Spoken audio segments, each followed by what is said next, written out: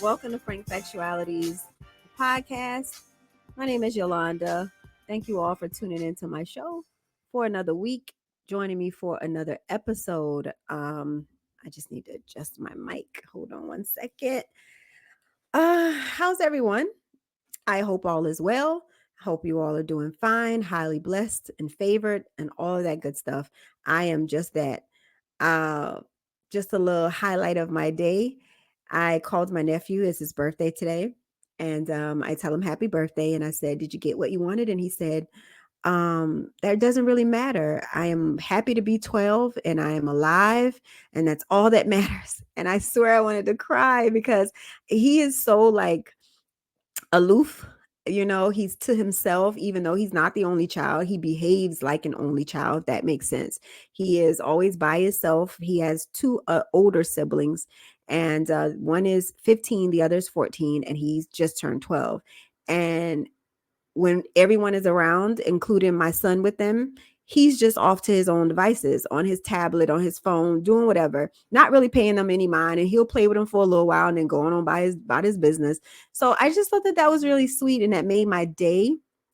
And I'm happy I talked to him right before I got on here because it really got me into a really good mood, even though I have a lot of work to do. If you're in education, I don't know about you, depending on what your role is. To me, the beginning of a school year and the end of the school year is the worst. So for all of my parents out here listening, don't ever go to anybody's school to see nobody at the beginning of the school or at the end of the school. I hate it when parents come up during the first day of school or the first week for that matter. Listen, we just trying to get our bearings, okay? We just trying to get all the kids in classes, make sure everybody teaching what they're supposed to teach. The kids are in there, and it's a little chaos because teachers only get a week before the kids come in. We do get 2, but I ain't doing a lot of stuff I'm supposed to do because I'm busy working on getting schedules together, and we're behind the 8 ball, not because of our own doing, but that's another story for not even another time because I don't talk work business, not in detail. But anyway, it's a lot. So I have been working like in this Frank space, which kind of dubs as my little desk whenever I need to do work, because I'm sitting here at a desk and all my stuff is set up. I just push it to the side. It has multi purposes to do work. And it's been to the wee hours of the night. And of course, I'm at the computer all day. I mean, when I tell you I haven't gotten any exercise unless I decide, you know what, if I decide to just get on the treadmill and, walk or something, excuse me, I think I let a burp out or something, but anyway, so that's what I have to do. Just be intentional about getting some steps in, because I literally have been sitting down, the last 2 weeks, maybe for hours on end. Anyway, so that's my life update and what's going on with me. It's getting my son prepared for school, the upcoming school year. I don't know about your kids, but my child outgrows everything. I'm not used to this. My kids are 16 years apart. My daughter was a skinny, petite thing. I'm talking about like 00 when she was in high school. So it was super easy to shop. I always caught stuff on clearance because, like, who wears a 00? Back then, sneakers were like 2 for $20. I mean, not 2 for $20, Lord, where was I? That never happened. Like 2 for $89 specials were at like Foot Locker. And so it was just really easy. She was kind of eclectic, so she never really wanted to go with trends. So she wasn't trying to get the hottest Jordans that's out. And that was really helpful for me, because it's like, no, parents, get the kids what they want. She in high school, she know what she want. If she want them, then guess what? We're going to rock with them, especially since they're not as expensive as some of the shoes that just got released. I try to extend that thought to my son. Of course, he's a boy. He's a little different. And a lot of times he wants what he sees everybody else have. And I have to tell him, just get what you like. Don't think about what somebody else got, don't have, what they might get. Just get what you like. And if you get what you like, then that's going to translate over better than you just getting that new release Jordan. Because what you don't know about that new release Jordan is everybody going to have that new release Jordan. So where you thinking you're going to be so trendy and so cool, it's copycatish because everybody got them on. So it ain't but so much stuff that's going to correlate and match and do all that. So you're going to end up looking like the next person, and just be yourself, be what you want. And I extend that down to my grandchild. Even her mom be so mad at me because I'm the grandma that buy the light up shoes when she was little, the cartoon character sneakers, the princess dresses, and let her wear, because that's what she wants and it makes her happy. So If she want them Timu shoes that got the stars on them and they stacked, got like a platform, he or soul or whatever, then she getting them from Timu for $13. Okay. My daughter's like, they're not gonna last. They don't need to. They're $13. She just wants them to go with some blue outfit she got, and it don't even matter. I don't care. That's not my job to care. As a grandma, I get to buy the things that make her happy, and what she'll remember is, man, my grandma always got what I wanted, even though it was like $15, $12. She just gonna be like, grandma, I was balling. I wasn't, but baby girl, they were cheap. So keep it coming. She just sent me a Shein card recently. And she go get her Shein stuff too, because messing with her uncle, ooh, my son got my bank account blown because he keeps growing. Like literally every semester he goes up a size, and not just in clothes, but like sneakers. So you always rebuying them. So that's why it's just like, why buy all this expensive, exclusive sneaker from the GOAT? I got the GOAT app. Why do I have the GOAT app on my phone? Because my thing to him is, yes, you don't have the resale value on your sneakers because you don't take care of them like you're supposed to. But more importantly, they don't last for you. Those sneaker heads, their foot ain't growing no more. They got shoes and they still keep them. But for you, you can't keep them. And yet I can't sell them because you dog them and they ain't got no good resale value. So what's the purpose? So we want to go on these GOAT sites, but I'm like, all right, that's cool because you can always resell some of these sneakers, but not the way you dog them. So now that he's surpassed his father in size and have come up on him, we just gave them to him. Like, you can wear these sneakers because he don't be buying no sneakers like that. He not that. He's really a dad when it comes to fashion in that way. So we just give the sneakers to him. Okay. And he's like excited, like, ooh, I'm gonna be having, exclusive sneakers. And we just laugh because it is super funny. But anyway, enough about that. Let's get straight into street talk. Yeah, what's going on? Let me know. So, you have to be hiding under a rock if you don't follow the latest soaps. And by soaps, I mean politics. I have never in my life seen so much action when it comes to politics. Like, these people got it going on. Every single day is something new. Obviously, you guys have seen Joe Biden drop out. Obviously, you've seen Kamala up for the nomination. I think I read something that says she had it. I could be wrong. I am.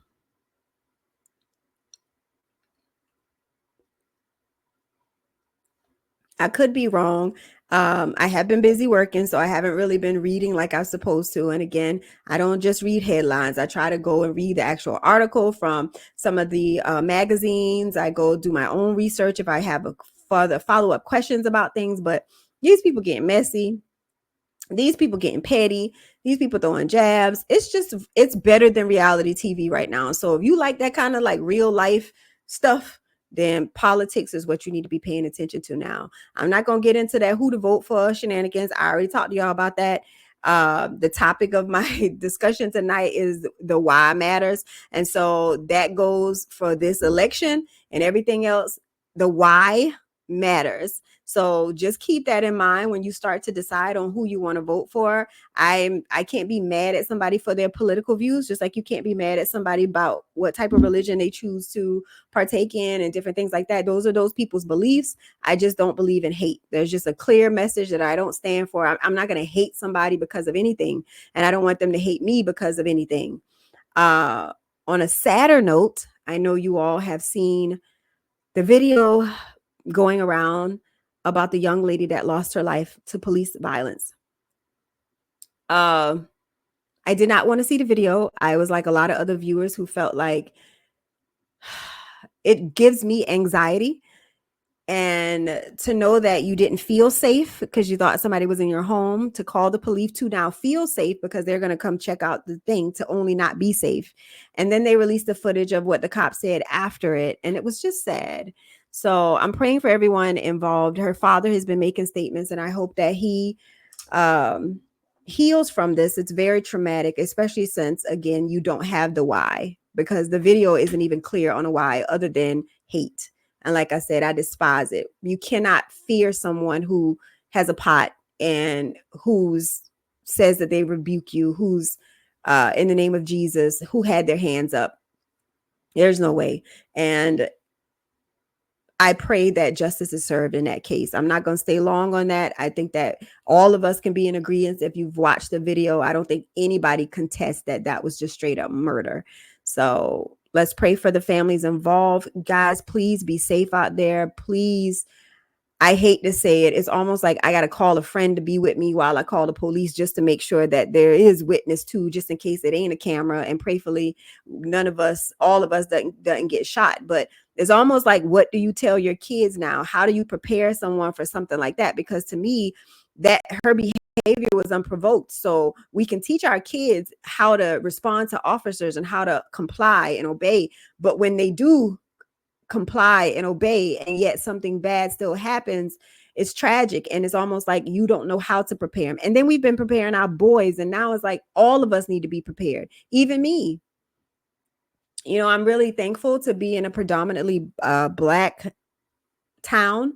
I say that because the majority of the sheriff department, I live in a sheriff district or zone, I should say. I'm not in city limits, so it's the sheriff that I personally know the sheriff, like he knows me when he sees me. He's been by our house to check on us when we've had incident, him himself, not his deputies.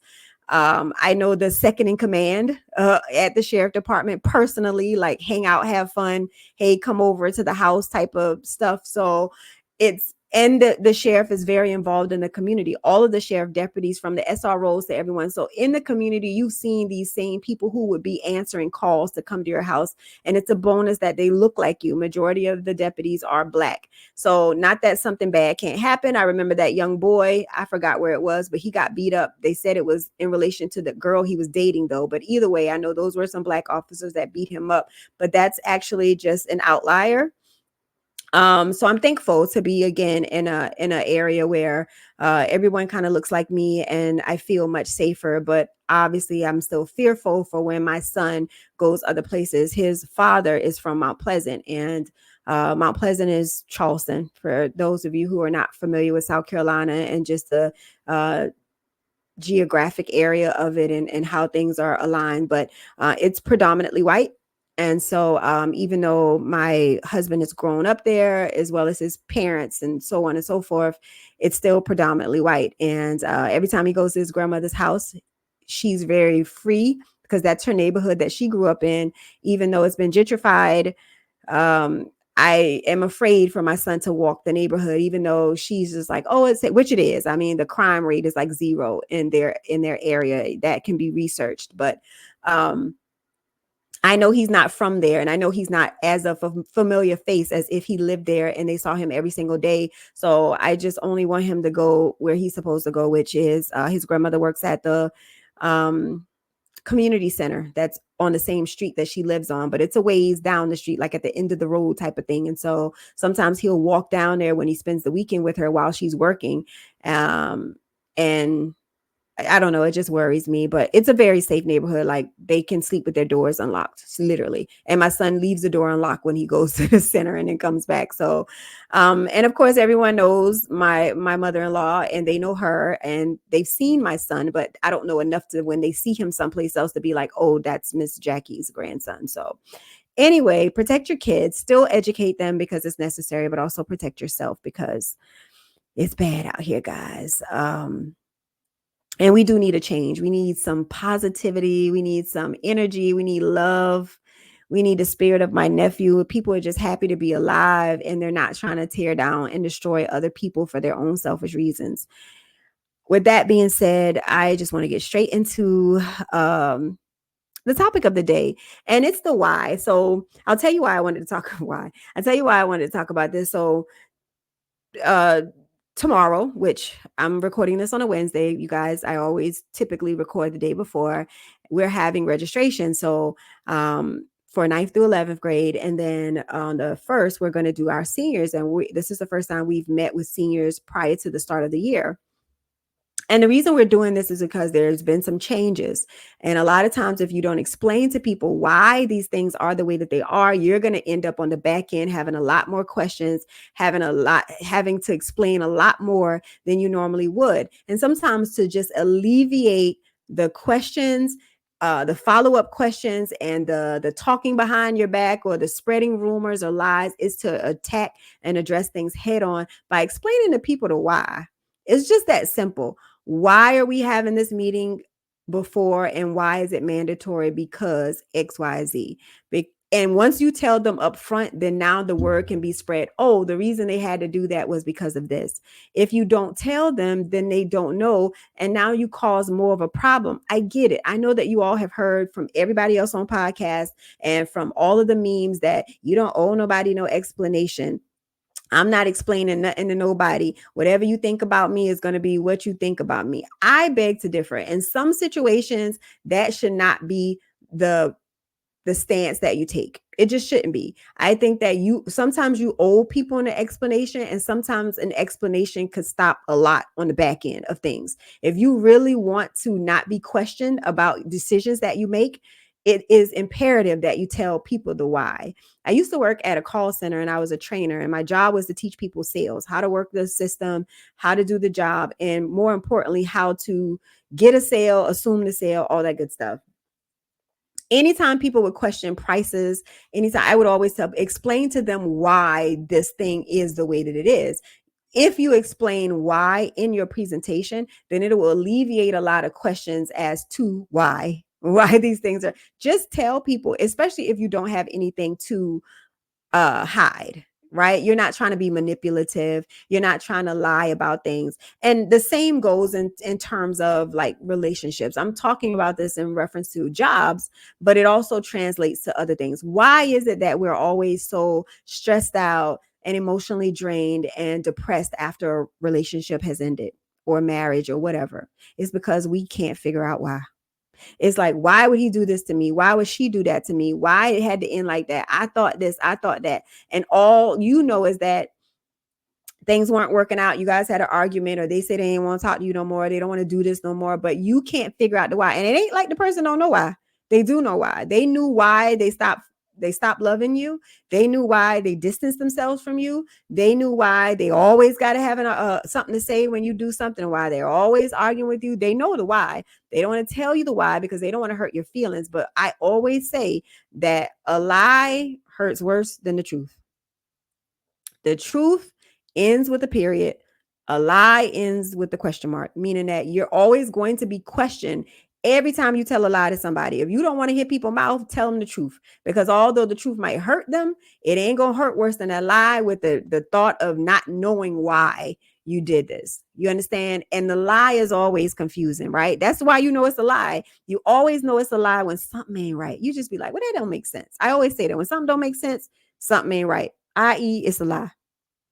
It ain't no intuition, it's common sense. Well, that don't make sense because in just humanity, ain't but so many ways to skin a cat, if you know what I'm saying. That's a country saying, but you get what I'm saying. Ain't but so many ways to skin a cat. If you're gonna skin the cat, ain't but so many ways. I don't care if you start from the head, the tail, the foot, the stomach, the private parts, the eyes. It ain't but so many ways to do it. So if you got 1,000 people trying to skin a cat, they gon' at least 5, 6, 7, 8, 9, 10 people gonna try to skin the cat the exact same way. And once you've been living long, you gonna realize all of the different ways to play the game and to skin a cat. So it ain't but so many ways. You're gonna know now what would typically happen in this situation. You can either do this, or this, right? And when somebody's explaining something that don't fall in none of them categories, now wait a minute now. Ain't no way. That just wouldn't naturally happen like that. And even if it was just extreme and an outlier, it just wouldn't play out like that. It's just common sense. So do me a favor, do yourself a favor, explain to people why, right? Because you do know. You absolutely know. Now, you can't control other people telling you the why, but I'm only talking to you because I got your ear at the moment. So I'm just going to encourage you. Just explain to people the why. Like jobs be playing them games. We're going in a different direction. You suck at your job. Now, yeah, they're not going to tell you that. Just be like, you know what? Your performance hasn't been up to par. When I was hiring and firing, when I was a supervisor, a trainer, those were still my roles, payroll and hiring and firing. Listen, it's just this job is not for you. Now, you may be great at something else, but this right here just doesn't work for either of us, right? We have to make production. We have to do this. You're not comfortable assuming the sale. You don't want to do XYZ. This just doesn't work. And it's best to end this now than to have your performance bad and then you get, fired with not the possibility of coming back or whatever. So you always get a warning. As you should give anybody in a relationship too. Like, I don't feel like you should just up and be like, this ain't for me, I gotta go. Give people the opportunity to correct their wrongs. That's another thing too. Give people the opportunity to correct their wrongs. Sometimes people don't know unless you tell them. We always assume that people know they crooked. We always assume that people know they're out of pocket. But the reason sometimes people don't know is because people like you all are scared to tell them. Now, I say you all because I ain't never scared. I'll tell you how I feel. I'll tell you when you're out of pocket. I'll tell you when you're rude, not in a rude way. I just be like, sometimes that is rude. That's coming across a little nasty. Now, I don't know if that was your intention. And sometimes I say it lighthearted, like I'm saying now. So it's always a way to say things. But all I'm saying is that sometimes you got it. And what they can never say is that ain't nobody never told them. Like, hey, the way you approach people is really negative. The way you are negative, Nancy, you really, I mean, I don't know if anybody ever told you before, but XYZ. And maybe they haven't been told. Maybe people are afraid of them. Or what I find is that people tend to be like, people that are affiliated with you, like your siblings, your parents, or maybe your closest friends. Well, you know how she is, you know how he is. Why people got to know how you are? That means you got some ways about you that need to change. So if you know that people describe you as you know how she is, then you got some things to do. You need to look in the mirror and you need to ask that person why. Why you say that about me? What about me is my ways, how I am? What is that? What do I do? Because you, at this point, if you listen to me, you of a particular age, you too old to be having ways. It's time to get out your ways, because we always think that we got to distance ourselves from people to get peace, but sometimes we got to fix ourselves to get peace.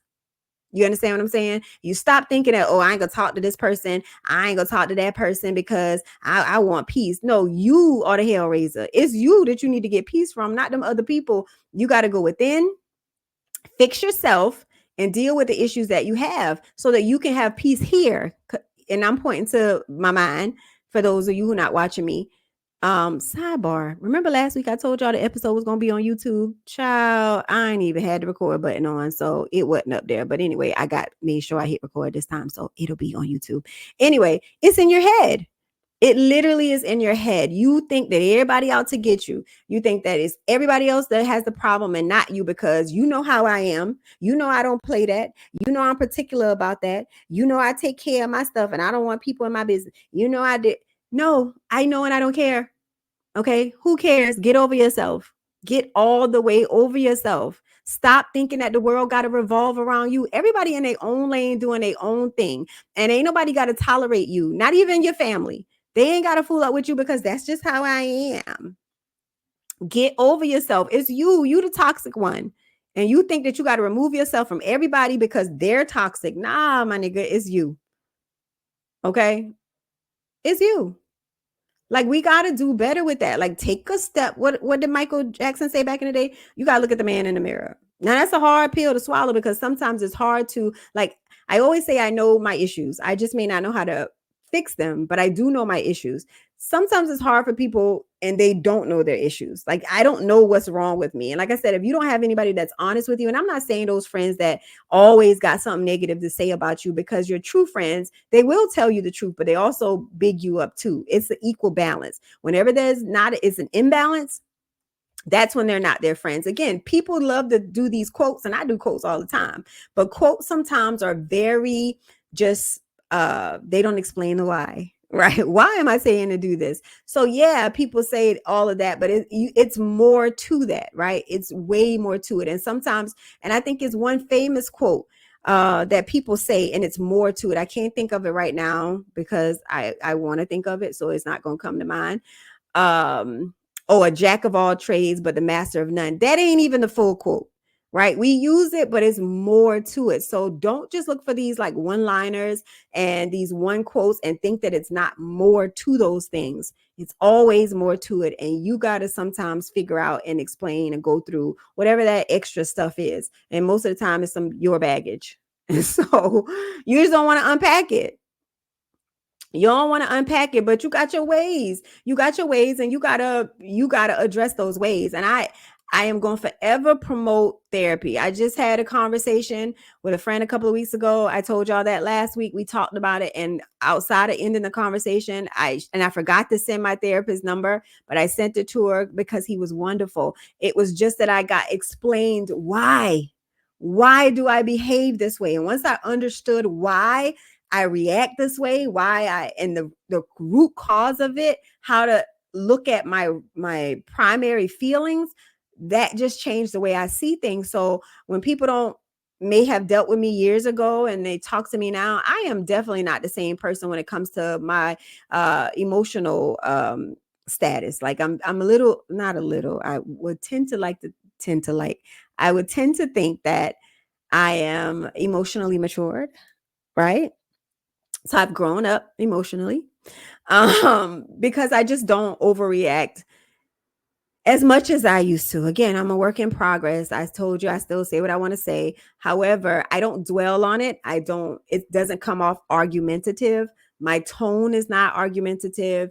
Um, I don't judge in my tone, if that makes any sense. I don't attack in my tone. I think it's important for me to tell you why I said what I said, or why I feel the way that I feel, or how I feel, and then that's it. I don't look for a response. I prepare myself to maybe not get closure or completeness from somebody. It's more important that I express myself, because again, I can't control anyone else. I would love for them to be able to express themselves and to give me that closure and explanation that I need. But as I stated to you all earlier, and why I'm talking to you, because you can only control yourself. So work on you. But I promise you, once you do the thing that you want to do the way you want to do it, you will have closure, because you handled it how you wanted to handle it. You ever notice that if you did something somebody else told you to do, like you took their advice, how miserable you feel after, because it really wasn't what you wanted to do. Somebody was just like, this is what you need to do. Call them and tell blah, blah, blah, blah, blah, XYZ, say this, say that.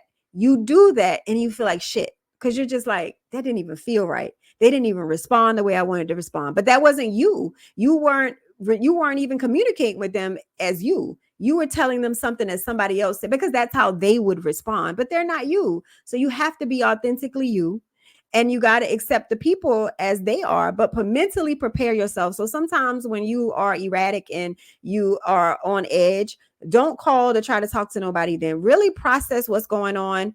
Not overthink, but process the response in that. What if they say this? What if this happens? And mentally prepare yourself for all of the things that could happen. And once you've done that, then you're in a position to be able to call or deal with it. Right? What if I approach my boss and he tells me that I'm suspended, or he puts me on a different task? What if I call my partner and tell him this and he says, you know what? Or she says, I don't want to be with you anymore. Are you Is that issue that much of a deal that you're prepared to deal with these consequences if you address the issue or the concern? If you're mentally prepared for all the what ifs, then you should address it, right? And then explain to them why you're coming. I've thrown little hints, but I don't see a change. So this is why and how I feel the way that I feel. Um, Again, always check your tone, make sure it's not elevated, never an attack. Well, I'm talking to you now because you never want to talk about this. Every time I try to come to you with, that's an attack. You never want to do. It's not about them, it's about how you feel.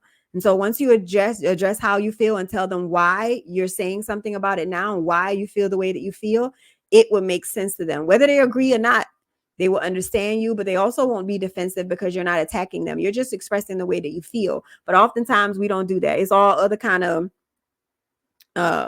stuff in the pot. Like we add in all kind of stuff, attitude, misplaced feelings, all kind of stuff. We don't know. We just erratic, like I said, just responding, just to be responding, just throwing up things from 2, 3, 4, 5, 6, 7, 8 years ago. Listen, my stance has always been, if I did something then and you continue to talk to me, then all is forgiven. You don't ever get to bring that up again because you're still talking to me. That means you forgave it, because why we still here, right? And I live by that same thing myself. If I decide to still deal with you after a thing, then I own it. Now, if you done lie to me and say that, this thing is over or whatever happened, you're never going to do this type of thing again, and then you do it, then I get to say that the last time now you said this wasn't going to happen again. And because it did, I'm out, because I said last time that I wasn't going to do that again. That's a different situation. But you can't keep bringing up old stuff, especially if that person has already changed their behavior and you have seen them change and grow. So the why matters, y'all. It really does. Don't let nobody fool you that you don't owe nobody nothing. You don't. But if you want closure, you want peace, you want, if you truly say that you want to forgive somebody, frankly, the fact of the matter is you owe them an explanation. So explain to them the why, give them that closure that they need, because that's what keep people up at night. Sometimes not knowing why you spazzed out, why you left them, why you so mean to them, why you don't look out for them like you look out for everybody else, why you don't do the so and so. That's what everybody be so concerned about, is always why these things. And give them the opportunity to ask you questions, because sometimes they need the answers the way that they want them. So even if you say it and they're like, but I don't understand, whatever they need.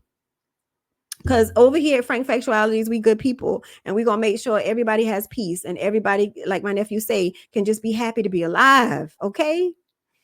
And y'all, that's my time. So until next week, I will holla at y'all. Bye.